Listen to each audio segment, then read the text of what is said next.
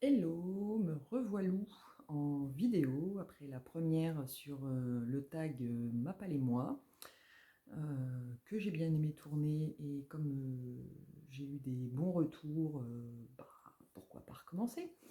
Donc ce coup-ci, je suis là pour vous montrer mes réceptions, enfin, ma commande qui est enfin arrivé après des péripéties où, comme par hasard, le point relais que j'avais choisi avait été mis par erreur pendant 2 jours, je crois. Et bingo, c'est pendant ce moment-là que j'ai commandé. Donc, le point relais n'existait pas et je croyais bien mon colis perdu. Mais il a fini par arriver. J'ai pu aller le récupérer hier après-midi en allant récupérer mon fils au collège. Et donc, j'en profite ce midi, je suis en télétravail. Bon, vous aurez la vidéo normalement samedi matin. Mais là, on est vendredi midi. Il me reste 20 minutes de pause de midi. Donc, c'est parti. Je vous montre ce qu'il y avait dans mon colis tant attendu. Alors, il y en a un, si vous me suivez, et en plus vous avez dû voir que je pleurais parce que je l'attendais pour pouvoir faire ma lecture commune avec Caro Livre et avec maintenant Ingrid Fasquelle qui va se joindre à nous pour cette lecture commune. Donc c'est La Dame du Ritz de Mélanie Benjamin chez Albin Michel. Alors moi déjà, rien que la couverture, je suis fan, c'est trop beau. Et ça se passe pendant la Seconde Guerre mondiale. Bah tiens, au Ritz, où c'est l'épouse du directeur, et on va suivre tout ce qui va se passer pendant cette sombre période. Donc, moi, j'adore cette période-là de l'histoire, je l'ai déjà dit la dernière fois, donc du coup, quand je l'ai vue en plus chez Caro Livre, c'est elle qui l'a montré dans ses réceptions, à peine elle l'avait montré que moi, j'avais déjà cliqué pour le rajouter dans mon panier. Donc ça, c'était le premier. Après, j'ai pris Né d'aucune femme de Franck Bouis, parce que je l'ai vu passer, donc c'est au livre de poche, je l'ai vu passer un bon nombre de fois, cet auteur. En plus, il a sorti là un nouveau roman, donc on le revoit passer. Tout le monde dit qu'il est bien. Moi, je ne l'ai jamais lu. Tout le monde vante ce titre comme étant super, donc on va essayer. Hein, voilà, je vais me le caser normalement pour décembre, janvier.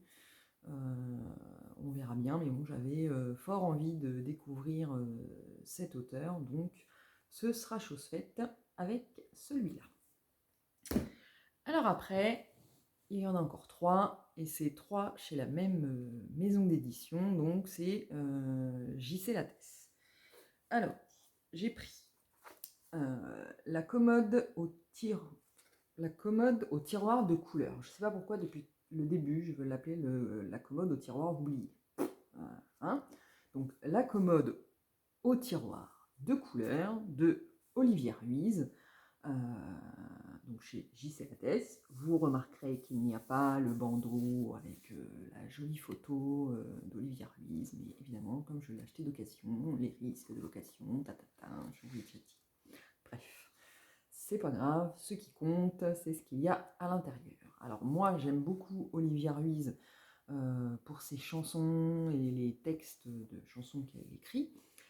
Donc évidemment, quand j'ai vu qu'elle avait écrit un roman, je me suis dit que si le texte, l'écriture de son roman était pareil que ses chansons, ça allait être un vrai régal. Donc voilà. Donc pourquoi j'avais envie de lire celui-là. Et donc c'est chose faite. Il est dans ma palle. Maintenant, il faut le sortir. Alors je pense qu'il ne va pas faire long feu. En plus, il n'est pas très long. 200 pages. Comme en ce moment, en ce moment, ça fait déjà un petit moment que tous les matins à 4 heures, les yeux grands ouverts et je ne dors plus. Donc, je pense qu'en une matinée, hein, la matinée commençant à 4 heures du matin chez moi, il va être fini assez vite une fois que je l'aurai commencé.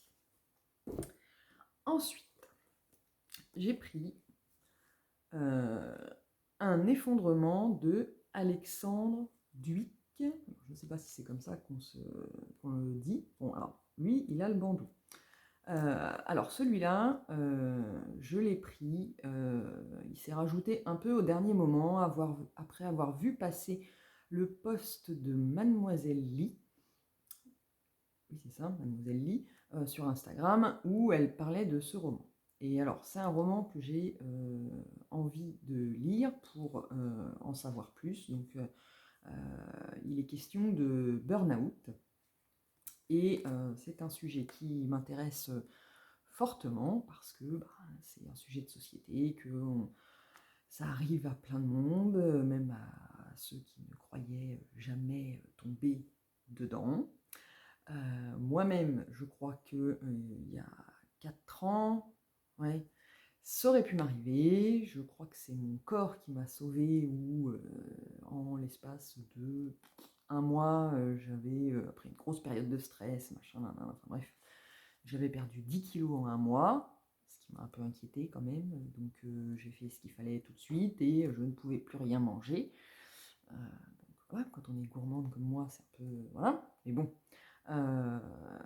Et ça s'est résolu dans le sens où je n'avais aucune raison médicale à cette perte de poids subite, si ce n'est un gros stress au travail qui avait provoqué ça et qui est vite rentré dans l'ordre, voilà, mais